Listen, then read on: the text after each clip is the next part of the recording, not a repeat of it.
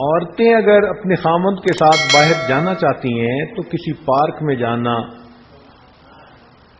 یا کسی ایسی جگہ پر جہاں پر عام مجمع نہ ہو وہ بالکل ٹھیک ہے،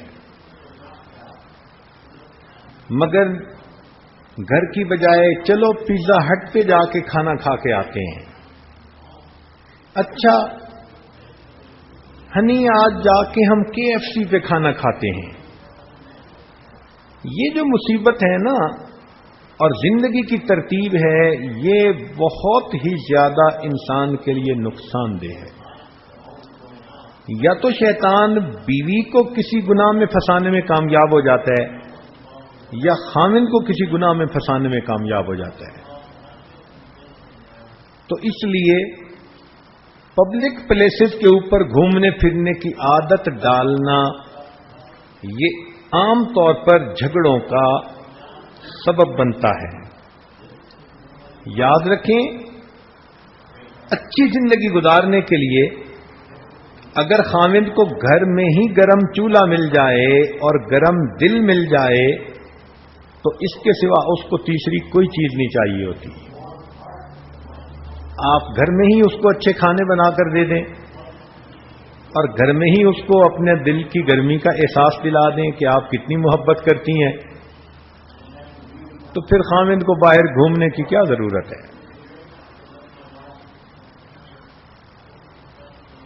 یہ بھی دیکھا کہ کئی مرتبہ خاوند چاہتا ہے کہ بیوی سے ملاقات کروں، ملوں، اور بیوی صاحبہ کے عذر بہانے ہی ختم نہیں ہوتے،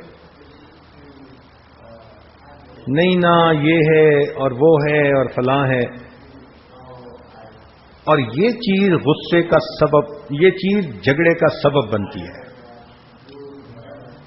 خاوند غصے میں ہو تو اس کو بھی عقل مندی سے ڈیل کرنا چاہیے۔ خاوند پر جب شہوت کا بھوت سوار ہو تو اس کے ساتھ بھی عقل مندی کا معاملہ کرنا چاہیے۔ جیسے بھی ہو اس کے اس نشے کو اتارو۔ شریعت نے تو یہاں تک کہا کہ عورت اگر اونٹ کے اوپر سوار ہے اور خاوند اشارہ کرے کہ نیچے آؤ مجھے تمہاری ضرورت ہے، تو وہ اونٹ سے نیچے اترے، خاوند کی ضرورت کو پورا کرے اور پھر اونٹ پر دوبارہ چڑھ کر بیٹھے۔ تو شریعت نے کتنے خوبصورت اصول ہمیں بتا دیے، اور یہاں تو میاں بیوی ہیں، ایک بستر پر ہیں اور بیوی کے بہانے ختم نہیں ہوتے۔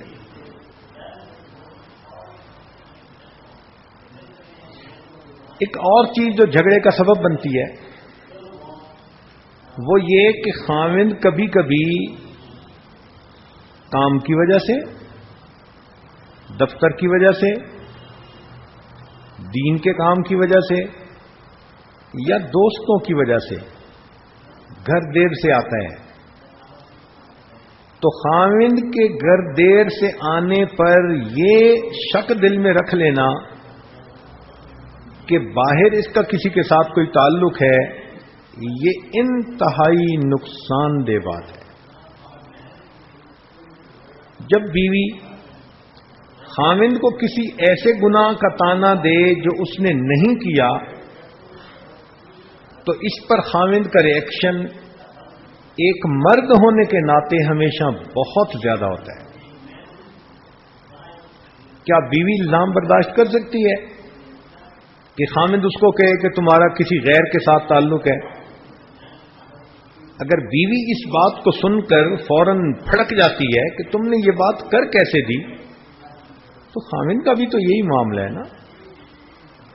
اگر وہ دیر سے آیا تو دیر سے آنے کی تو 100 وجوہات ہوتی ہیں۔ چلو وہ دوستوں کے ساتھ بیٹھ کے گپے مارتا رہا، کھاتا پیتا رہا، یا دفتر میں دیر لگ گئی، یا کسی دین کے کام میں مسجد ہی میں چلو بیٹھا رہا، تو دیر سے آنے کی تو بہت وجوہات ہوتی ہیں۔ ہمیشہ اس سے ایک نتیجہ نکالنا کہ جی خاوند دیر سے گھر آتا ہے، مجھے تو لگتا ہے کہ دال میں کالا کالا ہے، یہ بدگمانی میاں اور بیوی کے درمیان نفرتیں پیدا ہونے کا سبب بن جاتی ہے۔ لہذا بغیر کسی ٹھوس شواہد کے خامن کے اوپر بدگمانی مت کریں. بس زیادہ محبت دیں تاکہ اس کو باہر کی بجائے اپنے گھر کے اندر محبت ملے. اگر گھر میں آپ جھگڑا کرنے کی عادی بن گئیں، ضد کرنے کی عادی بن گئیں، اور صبح آپ نے خاوند کا نہ ناشتہ تیار کیا نہ کپڑے دیے، اور خود ہی اس نے اٹھ کر اپنے کپڑے لیے اور پہنے اور اس طرح گھر سے بھوکا چلا گیا، تو ایسا پریشان حال خاوند جب دفتر میں جائے گا اور وہاں دفتر میں کام کرنے والی کوئی بے پردہ لڑکی اس کو دیکھ کر یہ لفظ کہہ دے گی نا، سر آج آپ بڑے پریشان نظر آتے ہیں، تو بس یہ ایک فکرہ خاوند کے دل کو اس کی طرف متوجہ کر کے رکھ دے گا. بس پھر دفتر میں اس کا افیئر شروع ہو جائے گا. آپ اس کو گھر سے پریشان مت بھیجیں.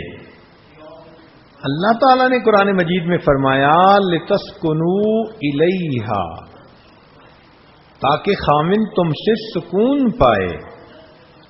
جب آپ نے بغیر سکون کے اس کو گھر سے بھیج دیا تو بنیادی غلطی تو آپ نے کی.